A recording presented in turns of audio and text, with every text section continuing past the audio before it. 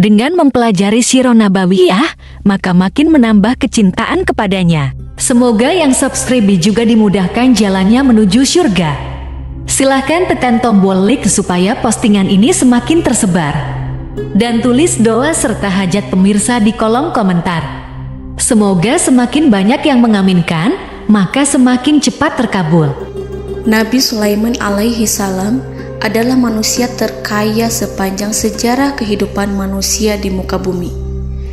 Dalam beberapa kitab suci seperti Al-Quran, Alkitab, dan Injil, Nabi Sulaiman alaihi salam dijelaskan sebagai manusia terkaya yang pernah hidup di muka bumi.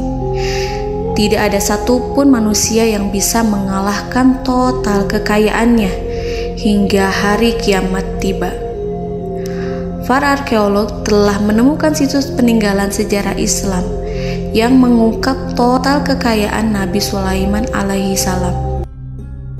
Erez bin Yosef, seorang profesor sekaligus peneliti, ia menyatakan bahwa 3.000 tahun yang lalu Nabi Sulaiman alaihi salam diperkirakan memiliki kekayaan senilai 2,2 triliun US dollar. Dan apabila dikonversikan dengan nilai mata uang dolar hari ini, jika dirupiahkan, maka nilainya setara dengan 32.891.870 triliun rupiah.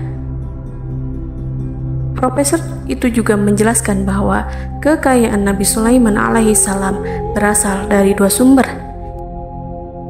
yakni istana kerajaan dan tambang tembaga. Nilai itu berkali-kali lipat lebih banyak dari total kekayaan negara Indonesia yang hanya mencapai 11.454 triliun per 30 Desember 2021. Nabi Sulaiman alaihi salam memiliki beberapa mukjizat. Di antaranya adalah dapat berbicara dengan bahasa binatang. Beliau dapat memerintah mereka untuk melakukan sesuatu. Beliau juga dapat mengendalikan besar kecilnya tekanan angin dan dapat mengatur ke arah mana angin akan berhembus. Sehingga dengan itu Nabi Sulaiman dapat memanfaatkan angin sebagai kendaraannya dan juga kendaraan tentaranya.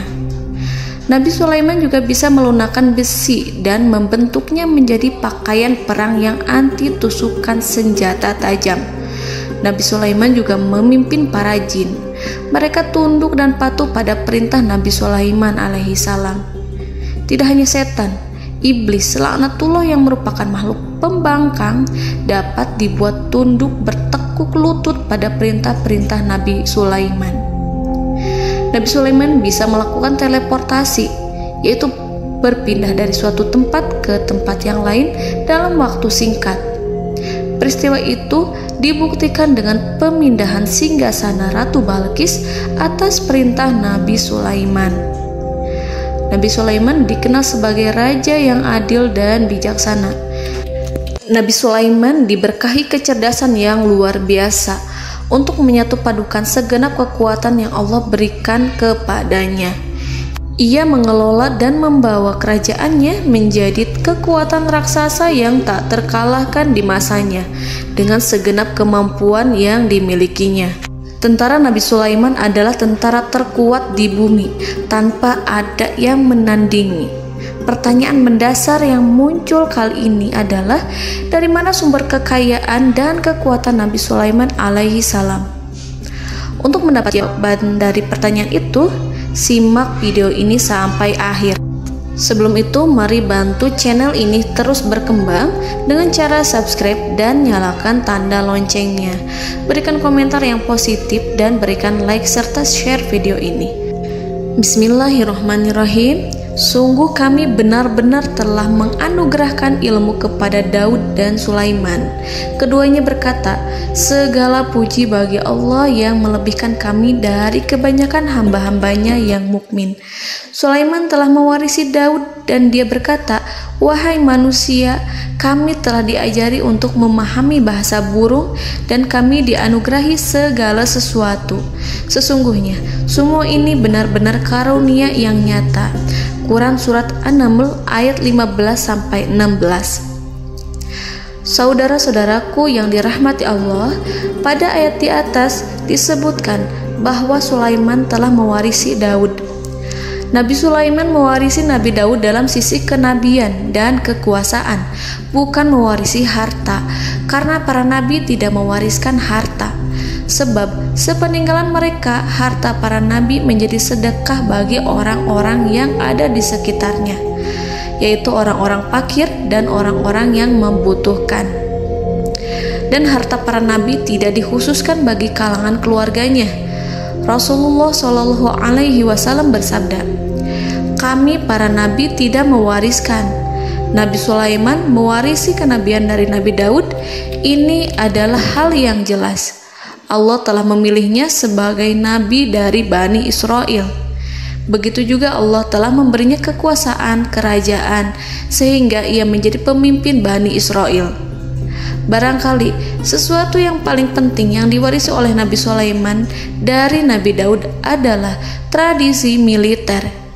Kemajuan militer yang dahsyat telah berpindah kepada Nabi Sulaiman. Nabi Daud sebenarnya adalah seorang pengembala kambing yang sangat miskin, tetapi seiring dengan perjalanan waktu, ia menjadi komandan pasukan tiada tanding. Nabi Daud alaihi salam mengetahui bahwa kekuatan hakiki yang mengatur alam semesta adalah kekuatan Allah. Ketika Nabi Daud mengelurkan tangannya dan memegang potongan batu, lalu beliau melemparkannya dengan ketepel ke arah Jalut, kepala Jalut retak dan ambruk menghantam tanah. Ini sebagai bentuk demonstrasi kekuatan darinya. Kehadiran Nabi Daud mengubah pasukan Bani Israel, di mana mereka sebelumnya lari jika berhadapan dengan musuh. Maka kini keberadaan mereka mulai diperhitungkan di masa hidupnya.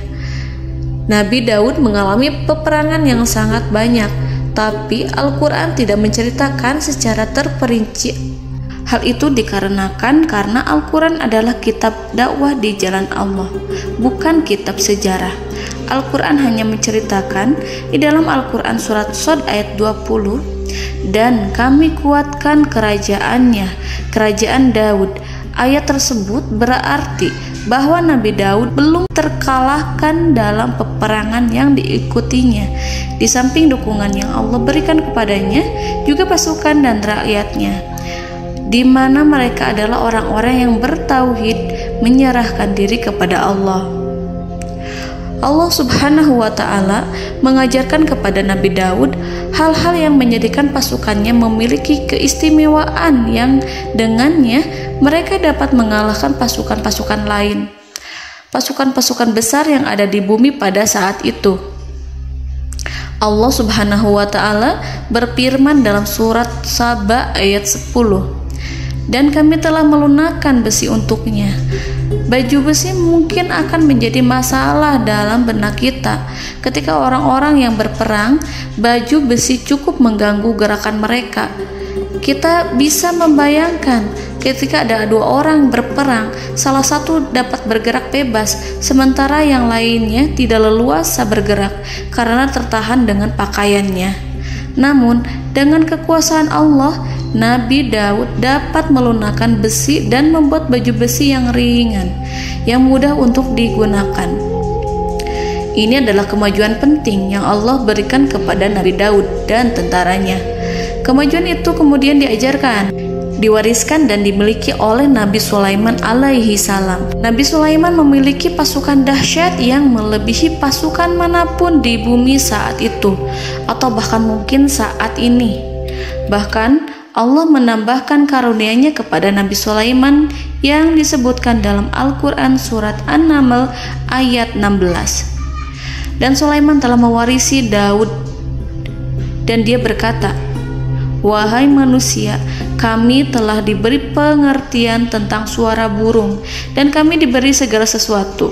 Sesungguhnya ini benar-benar suatu karunia yang nyata." Saudara-saudaraku yang dirahmati Allah, pada suatu hari Nabi Sulaiman alaihi salam menengadahkan tangannya dan berdoa kepada Allah Subhanahu wa ta'ala. Antara hati Nabi dan Allah tidak ada penghalang, tidak ada jarak, tidak ada sekatan waktu, tidak ada satupun dari para nabi yang berdoa kepada Allah kecuali doanya pasti dikabulkan. Doa Nabi Sulaiman alaihi salam direkam dalam Al-Quran surat Shad ayat 35.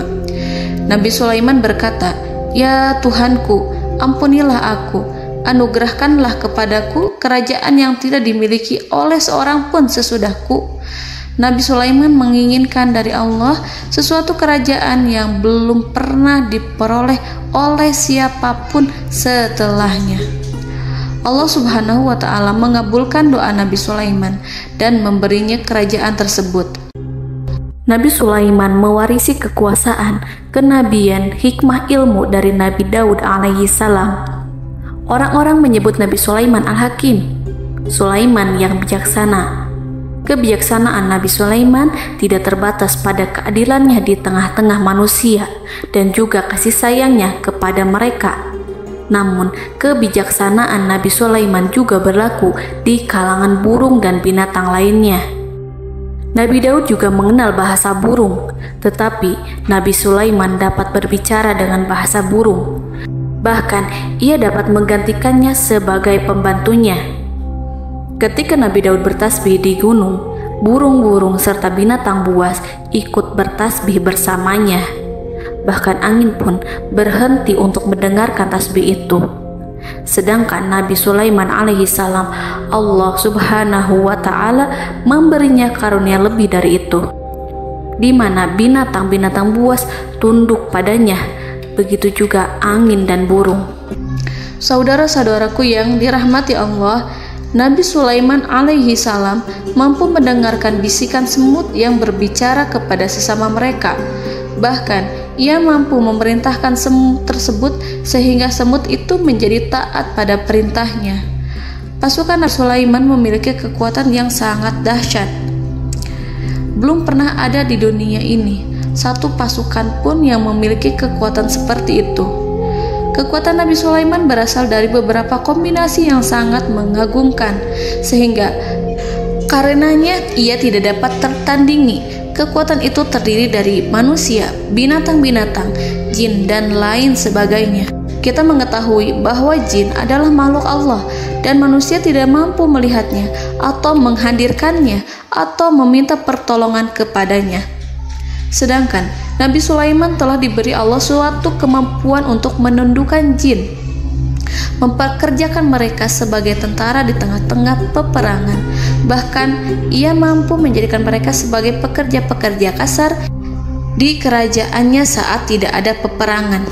Oleh sebab itu, ketika ada pasukan lain yang mencoba melawan pasukan Nabi Sulaiman, mustahil mereka akan mendapatkan kemenangan. Bahkan pasukan Nabi Sulaiman diperkuat oleh pasukan burung.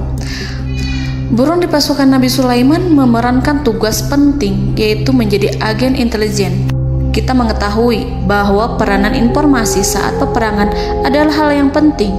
Dari informasi tersebut, pasukan dapat mengetahui keadaan lawannya. Demikianlah peranan burung pada pasukan Sulaiman. Ia terbang di tengah-tengah musuh.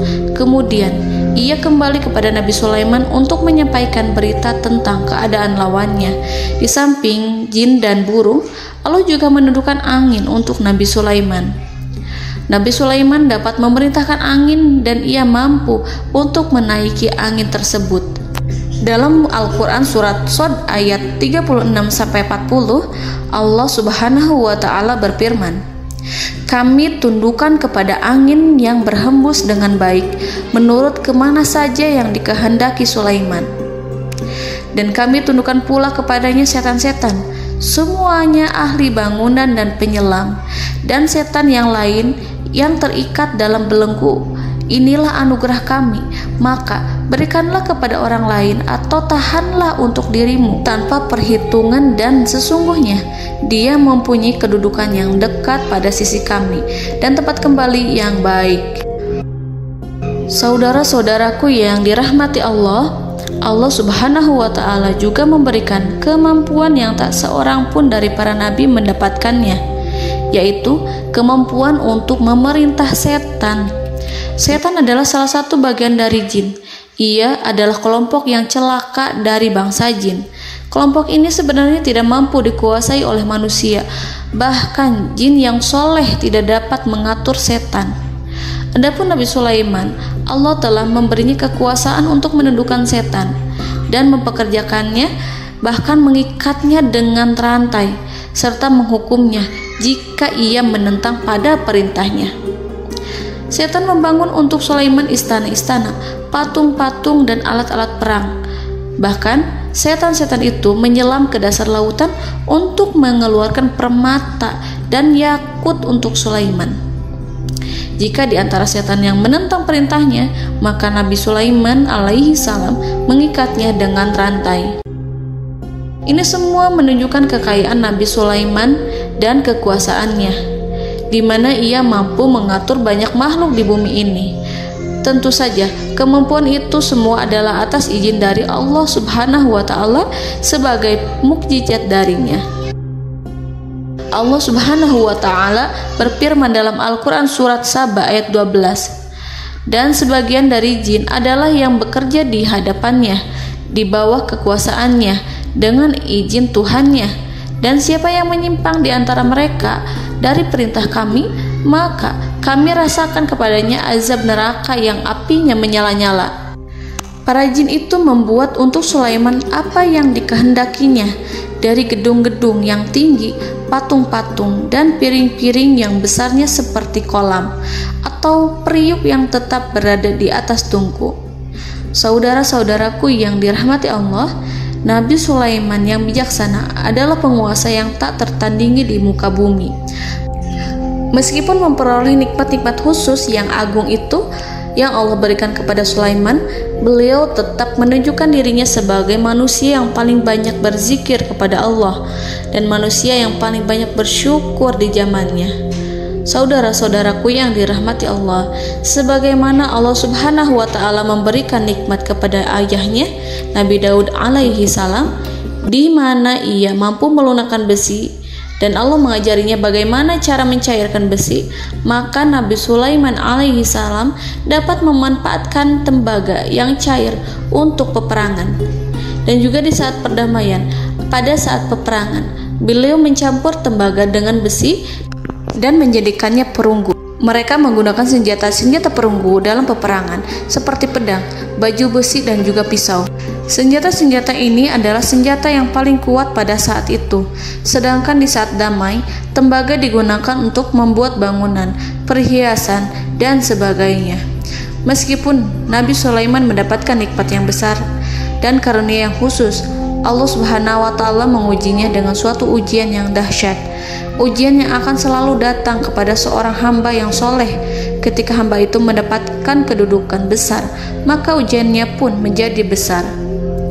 Allah Subhanahu wa Ta'ala menguji Nabi Sulaiman dengan penyakit. Diceritakan oleh Fahru Roji, Nabi Sulaiman diuji dengan suatu penyakit yang keras, di mana kedokteran saat itu tidak dapat dan tidak mampu mengatasinya. Sakitnya Nabi Sulaiman sangat keras sehingga para dokter dari kalangan manusia ataupun jin tidak mampu menghilangkan penyakit itu. Lalu burung-burung menghadirkan rumput-rumput yang dianggapnya sebagai obat, tetapi Nabi Sulaiman tak kunjung sembuh. Semakin hari penyakit Nabi Sulaiman semakin menjadi-jadi, sehingga ketika Nabi Sulaiman duduk di atas kursi, ia duduk bagaikan tubuh tanpa roh. Seakan-akan ia mati karena saking keras penyakit yang dideritanya. Sakit yang diderita oleh Nabi Sulaiman alaihi salam berlangsung sangat lama. Namun Nabi Sulaiman tidak henti-hentinya berzikir kepada Allah dan meminta kesembuhan kepadanya, serta selalu beristighfar dan mengungkapkan rasa cinta kepadanya. Selesailah ujian Allah terhadap hambanya Nabi Sulaiman. Beliau pun sembuh Nabi Sulaiman merasakan kembali kesehatannya setelah ia mengetahui segala kejayaan dan segala kekuasaan serta segala kebesarannya tidak lagi mampu menghilangkan penyakit yang dideritanya kecuali jika Allah menghendaki. Saudara-saudaraku yang dirahmati Allah, Nabi Sulaiman telah membangun tempat ibadah, tempat sujud, sehingga manusia menyembah Allah di dalamnya. Orang-orang yang membangunnya berjumlah puluhan ribu orang. Tentu setiap kelompok dari mereka memiliki pekerjaan masing-masing.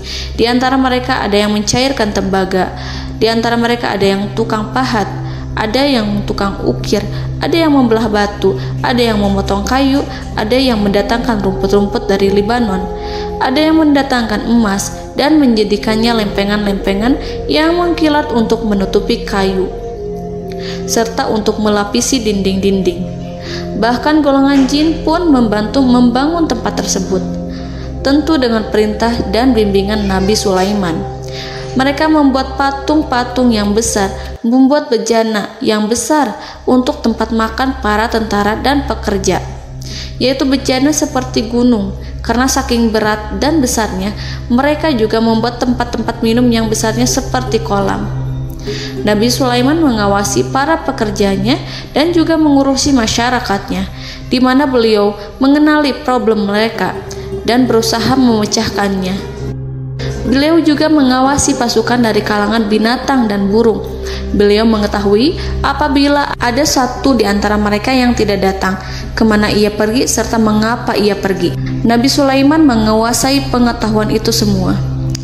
Nabi Sulaiman bukan hanya mengetahui problem tentara-tentaranya dari kalangan manusia ataupun tentaranya dari kalangan burung, namun ia juga menunjukkan kasih sayang terhadap semut, di mana beliau mendengar bisikannya dan tidak suka untuk menginjaknya.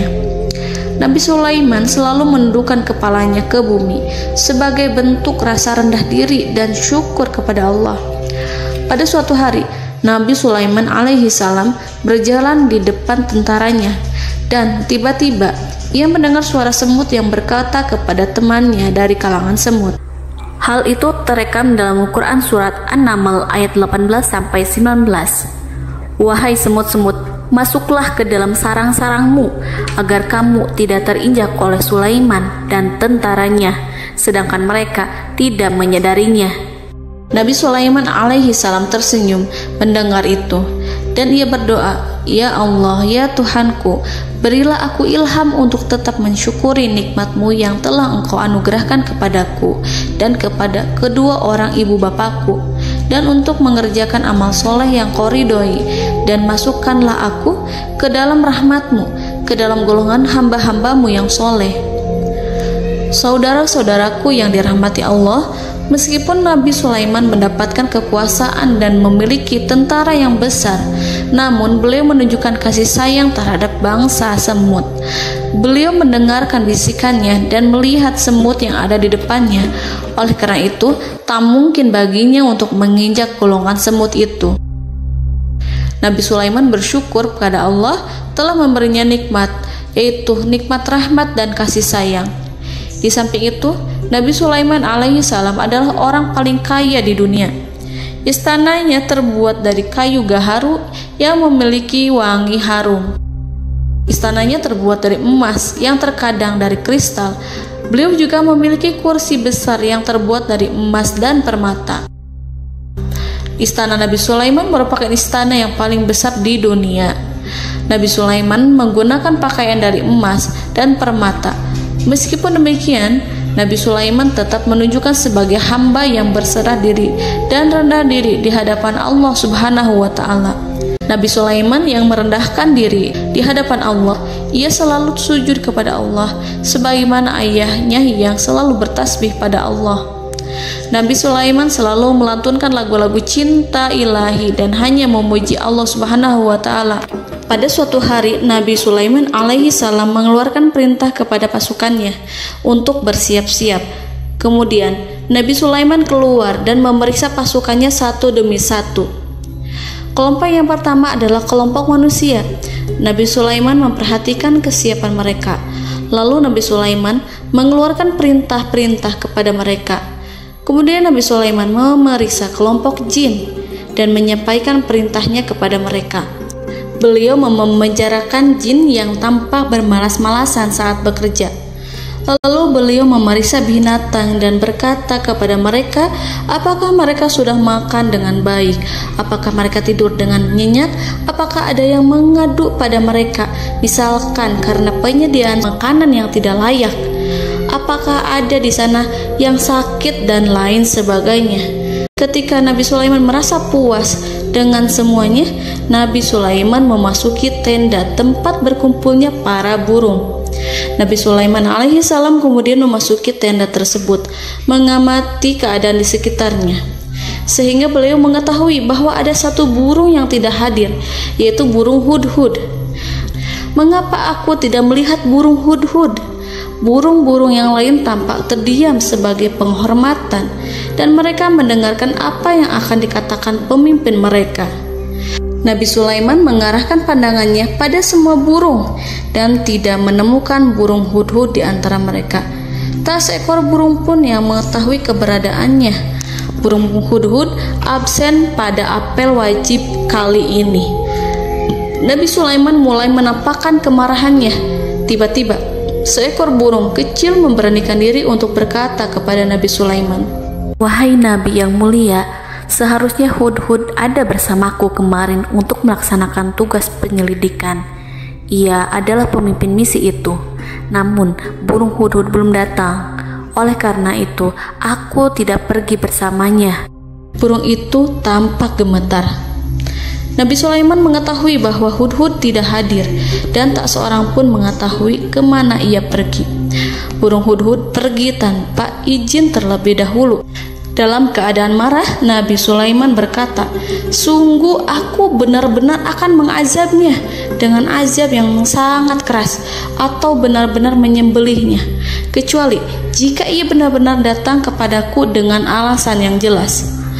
Kawanan burung-burung mengetahui bahwa Nabi Sulaiman sedang marah dan telah menetapkan untuk menyiksa burung hudhud atau menyembelihnya, atau justru memaafkannya dengan syarat ia datang dengan membawa alasan yang dapat menyelamatkannya, atau dengan kata lain, burung hudhud dapat memastikan bahwa ia melaksanakan tugas yang penting. Nabi Sulaiman menunjukkan kemarahan yang besar sehingga siapapun akan merasa takut kepada Nabi Sulaiman yang marah. Nabi Sulaiman kemudian pergi dari tempat burung tersebut. Nabi Sulaiman masih memikirkan keadaan burung hudhud. Seharusnya burung hudhud menjadi bagian penting dari badan intelijen. Apakah ia pergi untuk menyingkap suatu, atau apakah ia pergi hanya untuk bermain-main? Nabi Sulaiman telah memperhatikan dan mengetahui bahwa burung hudhud adalah seekor burung yang cerdik dan juga fasih berbicara. Terkadang Nabi Sulaiman mendapati burung hudhud sedang bermain-main dan menunda-nunda pekerjaannya. Namun ketika Nabi Sulaiman melihatnya, burung hudhud memahami bahwa perbuatannya tidak benar. Oleh karena itu, ia tidak boleh menyampur adukan antara waktu serius dan waktu bermain. Tidak lama setelah itu, burung hudhud tiba di tempat para burung. Burung-burung yang lain berkata kepadanya, "Wahai hudhud, pergilah engkau ke tempat Nabi Sulaiman. Jika ia mengetahui bahwa engkau telah sampai, jiwamu benar-benar terancam." Mendengar itu, burung hudhud segera beranjak. Ia terbang menemui Nabi Sulaiman. Pada waktu itu, Nabi Sulaiman sedang duduk bersama tentaranya yang lain. Burung hudhud berdiri. Ia telah merencanakan untuk memulai pembicaraan dengan Nabi Sulaiman sebelum Nabi Sulaiman bertanya kepadanya kemana dia pergi. Ini sebagai bukti bahwa hudhud telah melaksanakan suatu tugas yang penting. Dalam Al-Quran Surat An-Naml ayat 22, burung hudhud berbicara, "Aku telah mengetahui sesuatu yang kamu belum mengetahuinya, dan kubawa kepadamu dari negeri Saba suatu berita penting yang diyakini seakan-akan burung hudhud hendak berkata, 'Aku adalah hudhud yang miskin, tapi aku mengetahui apa yang tidak engkau ketahui, dan aku telah datang kepadamu dari kerajaan Saba dengan membawa berita yang sangat penting.'" Nabi Sulaiman tampak terdiam menunggu hudhud menyelesaikan kisahnya. Dalam surat An-Naml ayat 23-24, burung hudhud berkata, Sesungguhnya aku menjumpai seorang wanita yang memerintah mereka. Dia dianugerahi segala sesuatu serta mempunyai singgasana yang besar. Aku mendapati dia dan kaumnya menyembah matahari selain Allah. Dan setan-setan telah menjadikan mereka memandang indah perbuatan-perbuatan mereka, lalu menghalangi mereka dari jalan Allah, sehingga mereka tidak mendapat petunjuk. Burung hudhud diam. Nabi Sulaiman merasa bahwa hudhud menunjukkan kepasihan lisannya. Nabi Sulaiman berkata dalam Quran surat An-Naml ayat 27 sambil menunjukkan senyum manisnya. Nabi Sulaiman berkata, "Akan kami lihat apakah kamu benar wahai hudhud, ataukah kamu termasuk orang-orang yang berdusta." Seakan-akan burung hudhud ingin mengatakan, "Aku tidak berbohong, wahai Nabi yang mulia." Namun diamnya Sulaiman membuat takut sehingga burung hudhud terdiam. Nabi Sulaiman terdiam karena berpikir, lalu ia memutuskan sesuatu setelah itu. Beliau melihat kepada lainnya dan meminta secari kertas.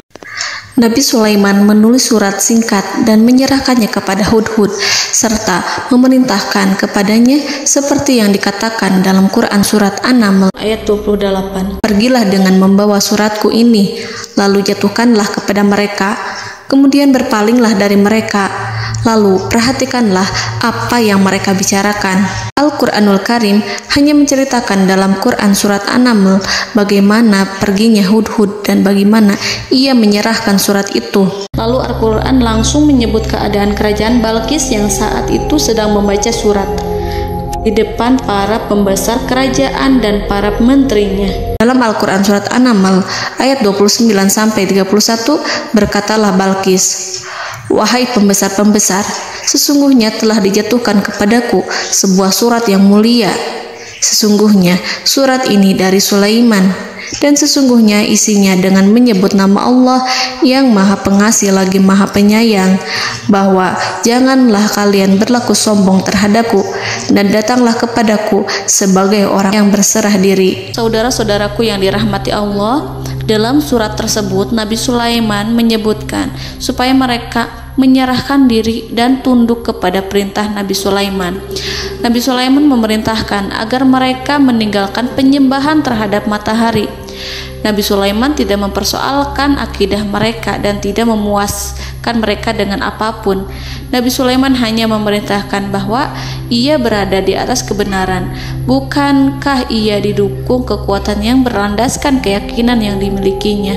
Nabi Sulaiman hanya memerintahkan mereka agar tunduk dan patuh kepadanya.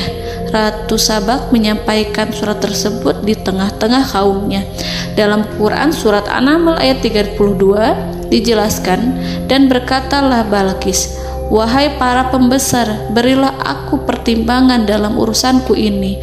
Aku tidak pernah memutuskan sesuatu persoalan sebelum kamu berada dalam majelisku." Saudara-saudaraku yang dirahmati Allah, para pembesar istana Balqis menentang surat tersebut. Isi surat itu membangkitkan kesombongan kaum Sabak, di mana mereka merasa lebih kuat. Mereka mengetahui bahwa di sana ada seorang yang mencoba menentang mereka dan mengisyaratkan peperangan kepada mereka. Lalu ia meminta kepada mereka untuk memenuhi syarat-syaratnya sebelum terjadinya peperangan dan kekalahan. Dalam surat An-Naml ayat 33, mereka menjawab, "Kita adalah orang-orang yang memiliki kekuatan dan juga memiliki keberanian yang sangat besar dalam peperangan. Dan keputusan berada di tanganmu, wahai rajaku. Maka pertimbangkanlah apa yang akan kamu perintahkan." Saudara-saudaraku yang dirahmati Allah, para pembesar kaum Sabak seakan ingin berkata, "Kita siap untuk melaksanakan perang." Tampaknya ratu itu memiliki kebijakan yang lebih baik dari pembesar kaumnya. Surat Sulaiman itu membuatnya berpikir lebih jernih dan lebih berhati-hati. Ia berusaha sebisa mungkin menghindari peperangan. Ratu itu berpikir dalam tempo yang lama. Nama Sulaiman tidak diketahuinya dan ia pun belum pernah mendengarnya. Oleh karena itu, Ratu kaum Sabak tidak mampu mengetahui dan mendeteksi seberapa besar kekuatan Nabi Sulaiman. boleh jadi Nabi Sulaiman memiliki kekuatan yang dahsyat sehingga ia mampu memerangi kekuasaannya dan mengalahkannya. Kemudian ratu memperhatikan apa yang ada di sekelilingnya. Ia melihat kemajuan masyarakatnya dan juga kekayaannya. Barangkali ia mengira bahwa Nabi Sulaiman iri terhadap kemajuan dan kekayaannya itu, sehingga Nabi Sulaiman ingin menyerangnya. Setelah mempertimbangkan isi surat Nabi Sulaiman dengan cermat, Ratu Saba memilih untuk tidak bersikap ceroboh dan bodoh. Ratu lebih suka untuk menggunakan bahasa kelembutan. Ia mengirim kepada Nabi Sulaiman suatu hadiah yang besar. Ratu mengira bahwa Nabi Sulaiman seorang yang ambisius, yang boleh jadi ia telah mendengar tentang kekayaan kerajaan Saba. Para utusan pergi dengan membawa hadiah dari Ratu Saba. Ratu berharap agar mereka dapat memasuki kerajaan Nabi Sulaiman dan akan mengetahui kondisi kerajaannya. Saat mereka pulang, Ratu ingin mendengar secara langsung dari mereka tentang bagaimana keadaan kaum Nabi Sulaiman dan pasukannya. Setelah mendapatkan informasi yang cukup, maka Ratu Balqis dapat membuat sesuatu keputusan yang tepat. Ratu menyembunyikan apa yang terlintas dalam pikirannya, lalu ia berbicara kepada pembesar istananya bahwa ia dapat menyingkap niat jahat Raja Sulaiman melalui cara mengirimkan hadiah kepadanya. Ratu lebih memilih cara tersebut dan menunggu reaksi dari Nabi Sulaiman. Ratu berhasil memuaskan para pembesar istana, dan untuk sementara ia menghilangkan ide untuk berperang. Karena para raja jika menyerang suatu desa, maka pemimpin desa tersebut adalah orang yang paling banyak mendapatkan kehinaan. Akhirnya, para pembesar kaumnya merasa puas dengan pikiran Ratu Balqis. Saudara-saudaraku yang dirahmati Allah, dalam surat An-Naml ayat 34-35 dijelaskan, Ratu Balqis berkata, "Sesungguhnya raja-raja apabila memasuki suatu negeri, niscaya mereka akan membinasakannya dan menjadikan penduduknya yang mulia menjadi hina. Dan demikian pula lah yang akan mereka perbuat. Dan sesungguhnya aku akan mengirim utusan kepada mereka dengan membawa hadiah, dan aku akan menunggu apa yang akan dibawa kembali oleh utusan itu." Kemudian sampailah hadiah dari Ratu Balqis kepada Nabi Sulaiman. Para intelijen Nabi Sulaiman memberitahunya bahwa utusan Balqis datang dengan membawa hadiah. Nabi Sulaiman langsung mengetahui bahwa Ratu Balqis itu sengaja mengirim orang-orangnya untuk mengetahui atau untuk mendapatkan informasi tentang kekuatannya. Lalu setelah itu ia akan mengambil keputusan atau mengambil sikap kepada kerajaan Sulaiman. Nabi Sulaiman segera memanggil semua pasukannya untuk berkumpul. Utusan Balqis segera memasuki istana Nabi yang dipenuhi dengan pasukan yang besar bersenjata. Melihat itu, utusan Ratu Balqis tercengang dan terkejut ketika mereka melihat kekayaan yang mereka bawa tidak ada apa-apanya dibandingkan dengan kerajaan Nabi Sulaiman. Hadiah mereka tampak tidak berarti. Emas yang mereka bawa tampak tidak memiliki makna saat mereka memasuki istana Nabi Sulaiman yang terbuat dari kayu-kayu pohon gaharu yang mengeluarkan bau yang harum serta dihiasi dengan emas permata. Para utusan Ratu Balqis berdiri bersama Nabi Sulaiman dan menyaksikan bagaimana Nabi Sulaiman mengendalikan pasukannya. Kemudian mereka mulai berpikir tentang kekuatan dan kualitas pasukan Nabi Sulaiman. Betapa kagetnya mereka ketika melihat di tengah-tengah pasukan itu terdapat singa, burung, dan tentara dari kalangan manusia yang mampu terbang. Mereka pun sadar bahwa mereka di hadapan pasukan yang tiada tandingannya. Selesailah demonstrasi pasukan Nabi Sulaiman. Kemudian para utusan ratu dipersilahkan maju ke tempat hidangan makanan. Para utusan itu sangat terkejut ketika melihat berbagai macam makanan dari penjuru dunia ada di depannya. Dan di antara makanan itu terdapat pula makanan yang biasa ditemukan di negeri mereka. Tetapi mereka melihat bahwa makanan itu memiliki rasa yang lebih istimewa. Selain itu, piring-piring yang ada di depan mereka terbuat dari emas dan mereka dilayani oleh laki-laki yang berhias dengan emas. Di meja makan itu terdapat burung, ikan laut, dan berbagai macam daging yang mereka tidak mampu lagi membedakan daging apa itu. Nabi Sulaiman tidak makan bersama mereka, tapi beliau makan dengan menggunakan piring yang terbuat dari kayu. Beliau memakan roti yang kering yang dicampur dengan minyak. Inilah makanan yang dipilih Nabi Sulaiman. Makan bersama mereka dalam keadaan diam, mereka merasa kehadiran Nabi Sulaiman menciptakan suatu wibawa yang luar biasa.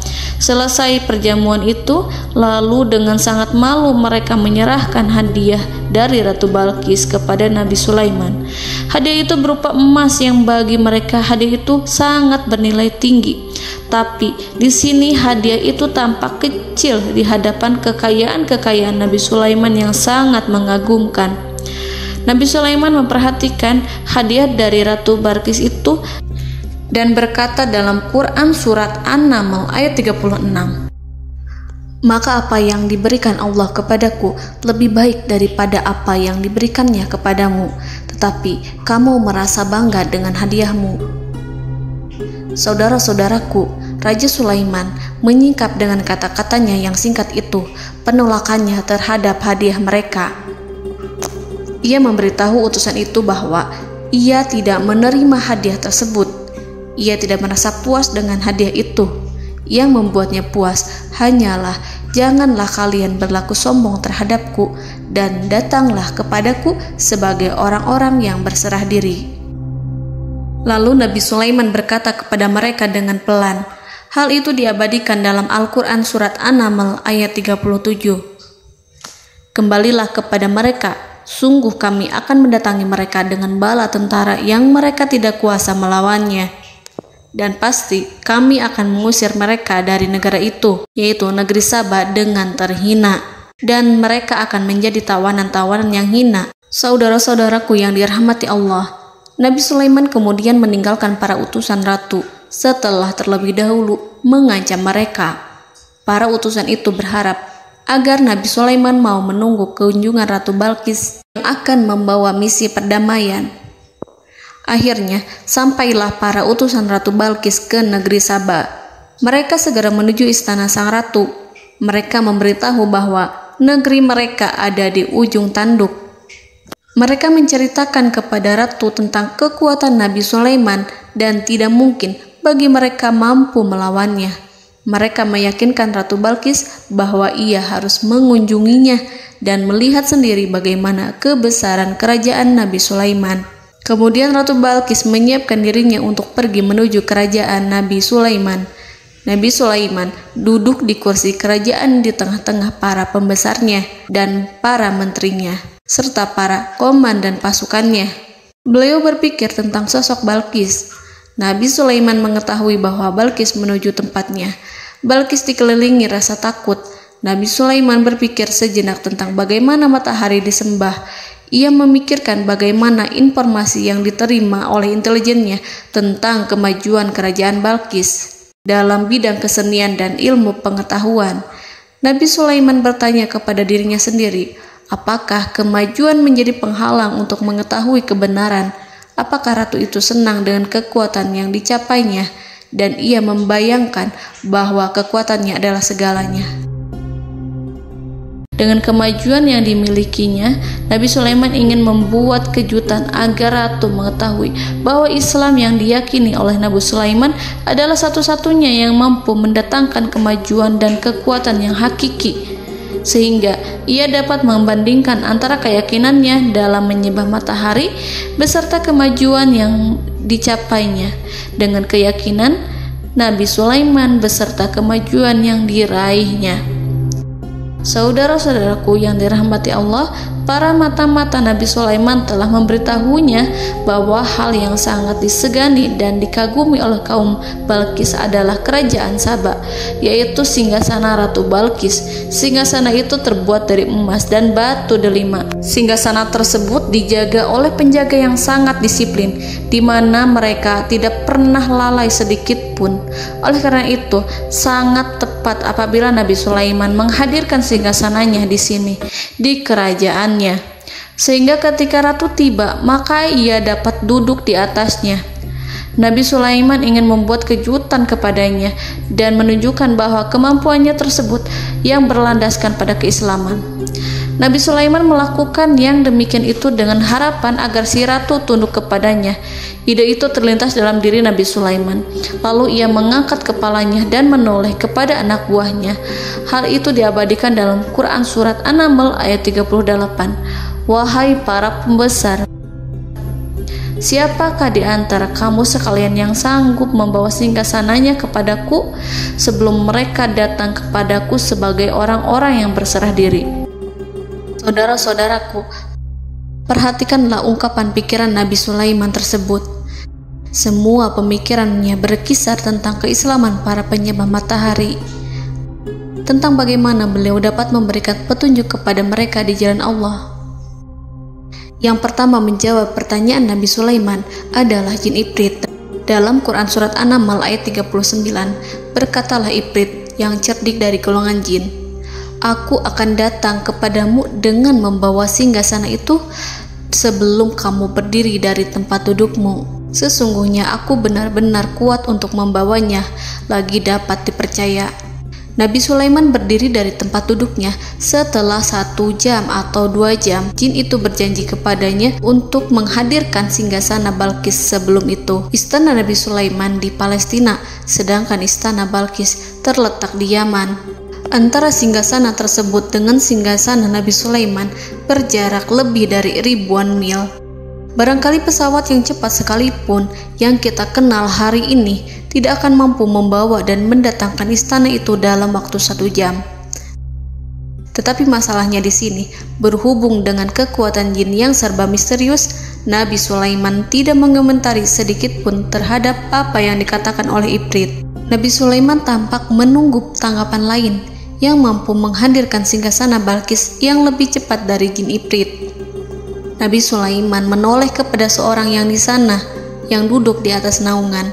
Hal itu diceritakan dalam Al-Quran Surat An-Naml ayat 40. Berkatalah seseorang yang mempunyai ilmu dari Alkitab, "Aku akan membawa singgasana itu kepadamu sebelum matamu berkedip." Maka tatkala Sulaiman melihat singgasana itu terletak di hadapannya, ia pun berkata, "Ini termasuk karunia Tuhanku untuk menguji aku. Apakah aku akan bersyukur atau mengingkari nikmatnya? Dan barang siapa yang bersyukur, maka sesungguhnya dia bersyukur untuk kebaikan dirinya sendiri.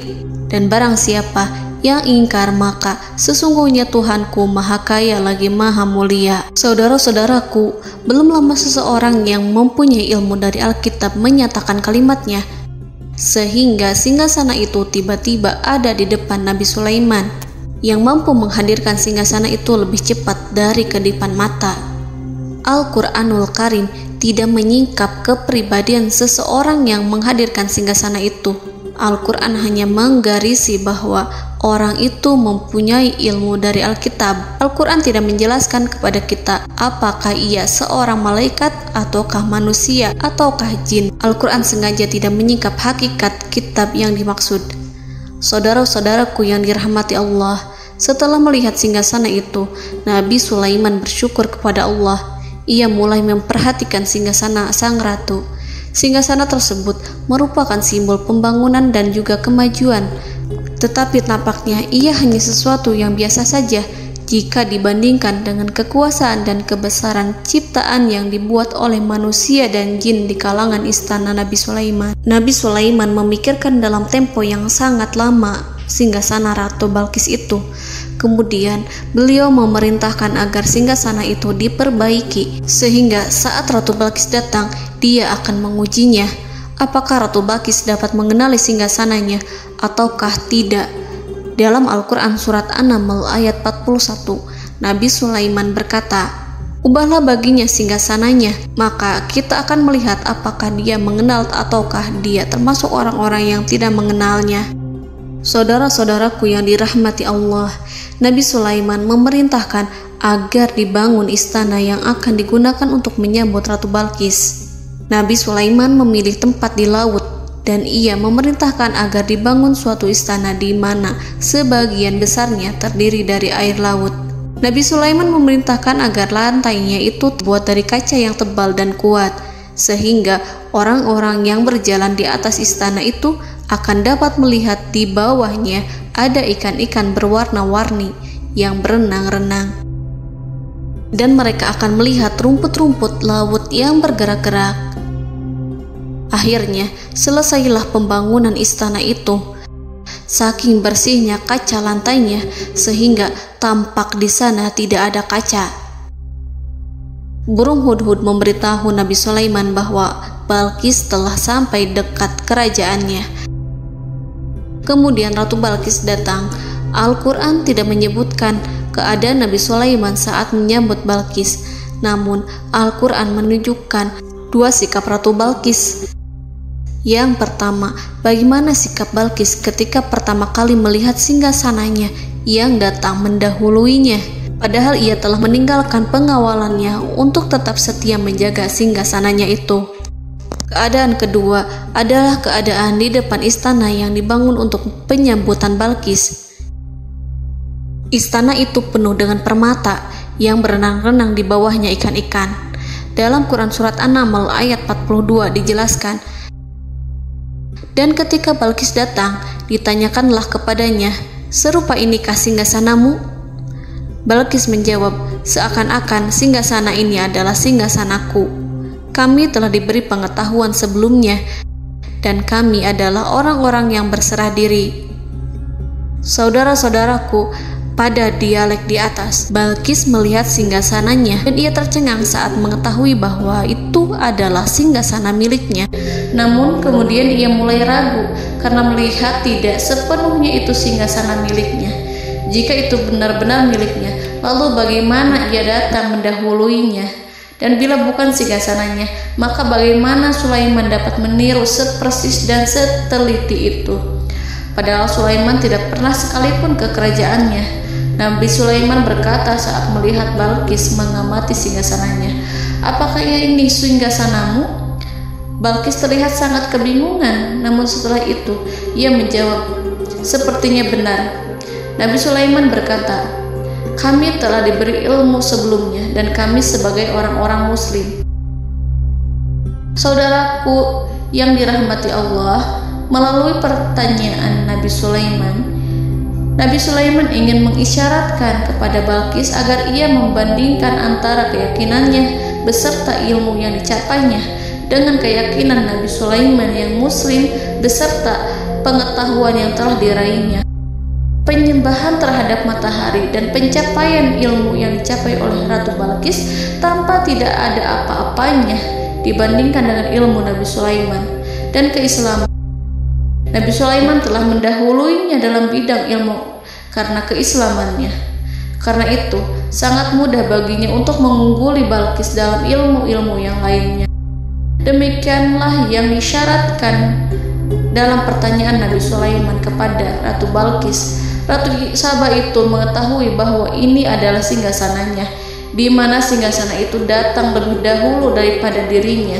Beberapa bagian darinya telah diubah saat Balqis masih di perjalanan menuju ke tempat Nabi Sulaiman. Ia berpikir kemampuan apa yang dimiliki Nabi Sulaiman. Ratu Balqis tercengang melihat apa yang disaksikannya, yang berupa buah dari keimanan Nabi Sulaiman dan hubungannya dengan Allah Subhanahu wa Ta'ala.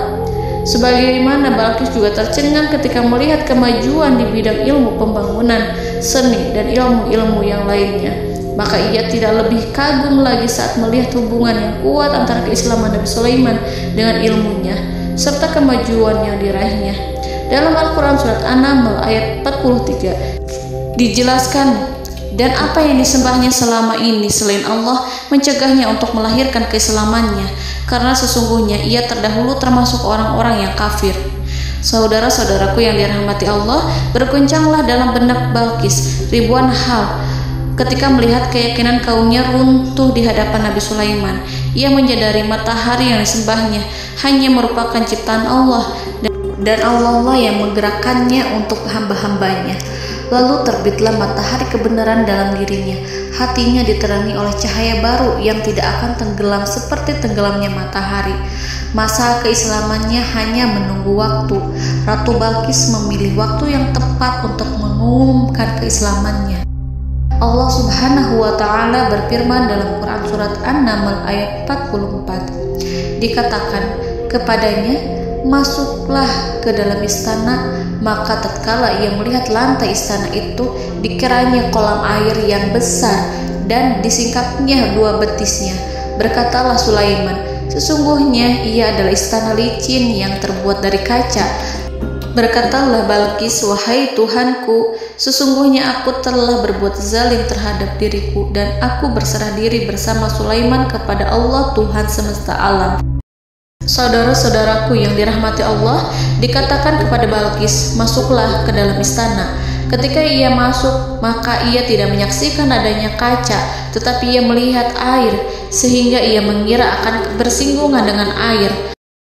Lalu ia menyingkapkan sedikit bajunya agar bajunya itu tidak basah. Nabi Sulaiman mengingatkannya tanpa melihatnya agar ia tidak khawatir terhadap pakaiannya, karena pakaiannya tidak akan basah sebab di sana tidak ada air. Itu sekedar kaca yang halus, yang saking halusnya sehingga ia tidak tampak.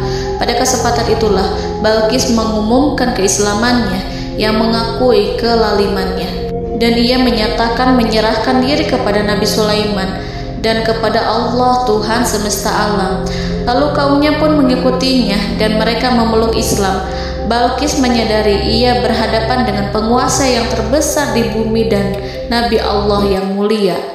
Untuk pertama kalinya, wajah Sulaiman tampak dihiasi dengan senyuman yang menunjukkan kepuasannya sejak Balqis mengunjunginya. Demikianlah Nabi Sulaiman mewujudkan kejayaannya yang hakiki dan menyebarkan cahaya Islam di muka bumi. Saudara-saudaraku, Al-Quran tidak menyebutkan kisah Balqis setelah keislamannya.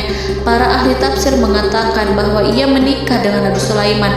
Selain itu, ada yang mengatakan bahwa ia menikah dengan salah satu orang dekat Nabi Sulaiman. Ada juga yang mengatakan bahwa sebagian Raja Habasyah adalah keturunan dari buah perkawinan ini. Wallahu a'lam bishawab. Saudara-saudaraku yang dirahmati Allah, Nabi Sulaiman hidup di tengah-tengah kejayaan dan kemuliaan di bumi. Kemudian Allah menetapkan kematian untuknya, sebagaimana kehidupan Sulaiman berada di puncak kemuliaan dan kejayaan yang penuh dengan keajaiban yang luar biasa, maka kematiannya pun merupakan tanda-tanda kebesaran Allah yang penuh dengan keajaiban. Demikianlah bahwa kematiannya sesuai dengan kehidupannya, sesuai dengan kejayaannya.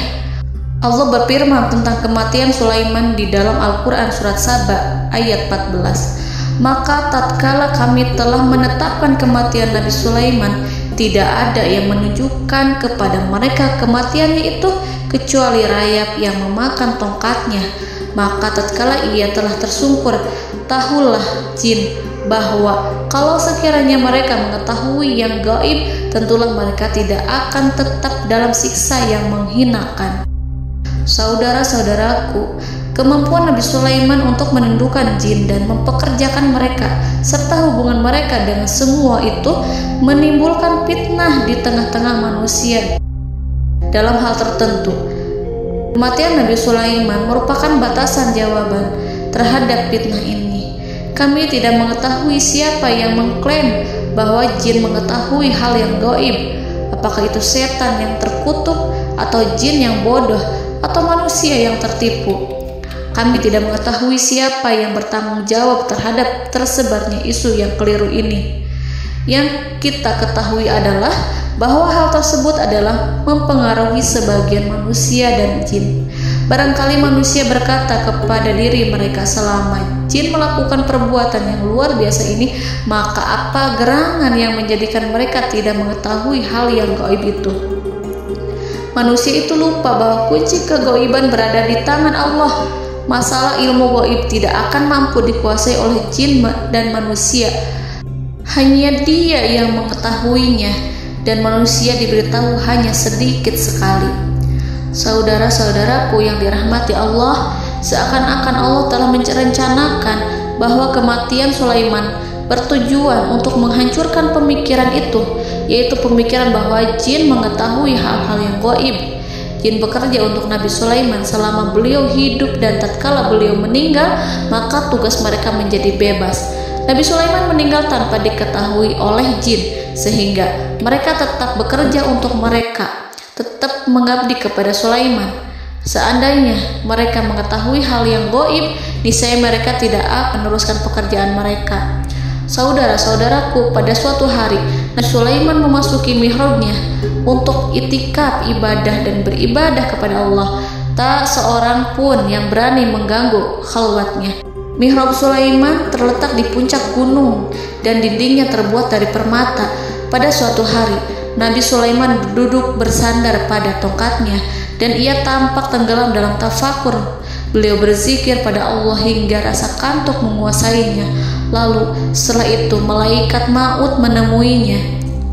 Nabi Sulaiman pun meninggal. Beliau bersandar kepada tongkatnya. Jin melihatnya dan mengira bahwa beliau sedang sholat, sehingga mereka pun terus melanjutkan pekerjaannya. Berlalulah hari demi hari yang panjang. Datanglah rayap, yaitu semut kecil yang memakan kayu. Hewan itu mulai memakan tongkat Nabi Sulaiman. Rayap itu tampak lapar. Sebagian dari tongkat Nabi Sulaiman dimakan beberapa hari oleh rayap itu. Ketika yang dimakannya semakin bertambah, maka tongkat itu pun menjadi rusak dan kemudian jatuh dari tangan Nabi Sulaiman alaihi salam. Tubuh mulia itu kehilangan keseimbangan dan kemudian jatuh terhempas di bumi. Tatkala tubuh suci itu tersungkur, maka manusia segera menuju ke arahnya. Mereka menyadari dan mengetahui bahwa Nabi Sulaiman telah meninggal dalam waktu yang lama. Jin menyadari bahwa mereka tidak mengetahui hal yang gaib, dan manusia pun mengetahui hakikat ini. Seandainya jin mengetahui hal yang gaib, niscaya ia tidak akan meneruskan siksa yang hina. Mereka tidak akan bekerja kepada Sulaiman. Demikianlah Nabi Sulaiman alaihi salam meninggal dalam keadaan duduk dan sholat di mihrabnya. Lalu berita itu tersebar bagaikan api di bumi. Manusia, burung, dan binatang buas mengantarkan jenazah Nabi Sulaiman. Sekawanan burung tampak sedih dan menangis. Semua makhluk bersedih. Akhirnya tak seorang pun mengetahui bahasa burung di bumi. Meninggallah seorang yang memahami pembicaraan burung, binatang-binatang, jin, dan lain sebagainya. Burung-burung itu berkata, betapa beratnya kehidupan di tengah orang-orang yang tidak mengetahui pembicaraan kita. Allahu a'lam.